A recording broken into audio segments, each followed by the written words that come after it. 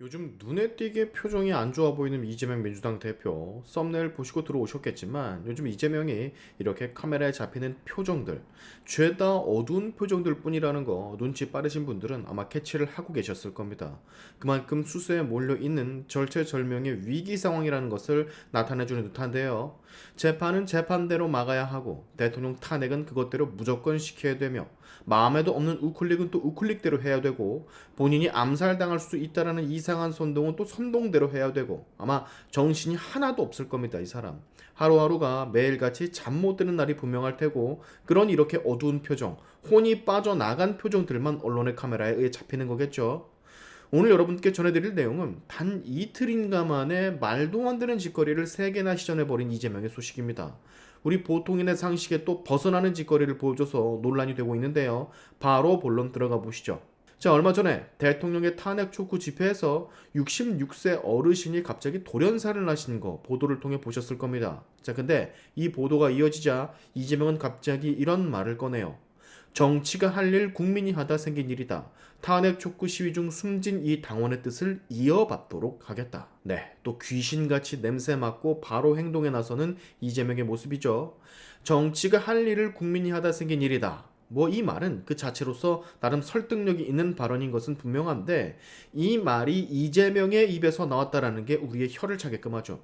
국가의 정치가 제대로 흘러가지 못하게끔 한 사람이 바로 이재명인데 마치 국가의 정치가 제대로 흘러가지 못하게끔 한 사람들이 우리들이라는 것 마냥 이렇게 이야기를 합니다. 국정운영 마비의 목적으로 탄핵 29번을 행하며 예산을 빵원으로 만들어 혼란을 야기한 세력의 수장이 탄핵 촉구 시위 중 시민이 죽었다며 정치가 할 일을 국민이 하다 생긴 일이고 그렇기 때문에 이 뜻을 이어나가겠다라 밝히는 이 참 철면피 그 자체인 사람 어떻게 하면 좋을까요? 얘네들은 참 이런 것들을 잘 이용합니다. 근데 굉장히 선택적이에요. 세월호나 이태원 사고 같은 것들은 정치적으로 아주 잘 이용해 먹는데 천안함이나 서해 교전 같은 국가를 위해 산화한 국민들을 대상으로는 이런 말들 단 한마디도 하지 않습니다. 이게 왜 그러냐? 본인 진영에게 도움이 되지 않는 사건들이기 때문이에요. 또한 본인 주변에서 죽어나간 6명이 넘는 사람들, 정상인이라면 지금 이렇게 당원이 사망한 것과 관련 애도를 표할 거라면 그 사람들의 죽음에도 애도를 똑같이 표했었어야 했지. 지독히도 본인에게 도움이 되는 그런 사고들, 죽음들만 이용하는 이 행태 말하는 거 보십시오. 역겨워요.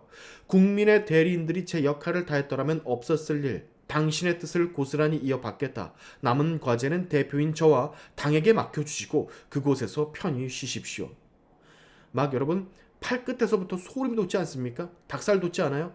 깊은 슬픔에 빠졌을 유가족 분들과 광주시당 동지들께도 진심 어린 위로를 전한다라고 하던데 그러니까 당신 주변에서 죽어나간 사람들 그 사람들한테는 진심 어린 위로 안 전했냐 이 말이야. 이재명의 역겨운 이중성을 고 김문기 처장 혹은 다른 유가족들이 들으면 어떤 심정일까요? 모르긴 몰라도 아마 눈에서 피눈물이 날 겁니다. 이재명을 너무나 증오해서.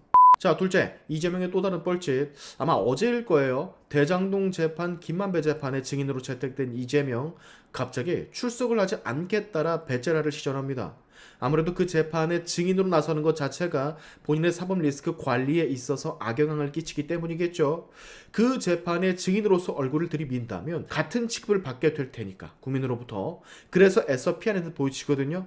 뭐라는 줄 아십니까? 대장동 재판 관련 아는 내용이 없다. 여러 가지로 기소를 당해서 재판을 많이 받고 있다. 국회의원, 당 대표로서 의정 활동 등을 이유로 증인으로 참석을 할 수가 없을 것 같다. 라고 합니다. 네, 기가 막히죠. 아는 내용이 없답니다. 세상 뻔뻔해도 저렇게 뻔뻔할 수가. 유동규 씨가 들으면 아주 박장대소를 할 거예요. 본인이 다 지시를 해놓고 이엠병할 거. 이럴 때만 국회의원으로서 당 대표로서 할 일이 많아지는 참 특이한 사람이죠.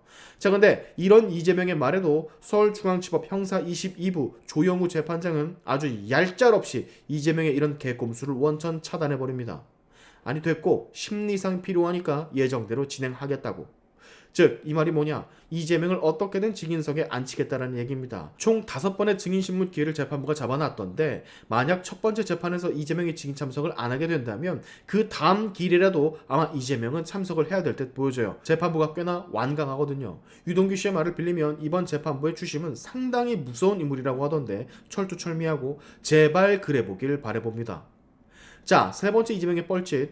어떻게든 살아보려고 발악하는 이재명의 모습인데요. 지난주인가? 전세 10년 보장을 하겠다라는 말도 안 되는 무슨 민생 정책인가 그걸 꺼내들었던 민주당 기억하실 겁니다. 거의 뭐 말장난을 하는 수준. 문재인의 그때 그 부동산 개폭망으로 회기를 하다 못해 아예 대한민국 부동산 시장을 개 박살을 내려는 수작. 엄청난 비판이 일었었잖아요. 자, 이에 대해서 우리 이재명이 너무나도 야비하게 한 발 쓱 빼는 모습을 대놓고 보여 논란이 되고 있어요. 저 같으면 쪽팔려서라도 이런 식으로는 변명하지 않을 텐데 갑자기 태세를 전환해 당의 입장이 아니다라며 개인적으로도 바람직하지 않다는 의견을 가지고 있다라며 갑자기 딴소리를 합니다. 아마도 민주당이 내놓은 이 전세계약 10년에 대해서 많은 국민들이 분노를 냈기 때문이겠죠. 구차한 변명으로 이렇게 말을 합니다. 그것은 의제일 뿐, 말 그대로 의제다. 의제는 과제가 아니다. 민생을 위한 논의 주제일 뿐 추진하기로 한 과제가 아니라는 점을 분명히 밝힌다. 당의 공식 입장이 아닐 뿐더러 개인적으로도 바람직하지 않다라는 의견을 가지고 있다. 국민의 주거권 보장은 국가의 중요한 책무지만 어떤 정책이든 시장 원리를 거스른 채 정책 효과를 달성하긴 어렵다. 정말 구차한, 비굴한, 야비한 변명 아닙니까? 특히 이재명에게서 시장의 원리를 거스르는 정책, 뭐 이런 얘기가 나온다는 게 어이가 없을 뿐이에요. 몸에 맞지도 않는 옷 또 입고 있어.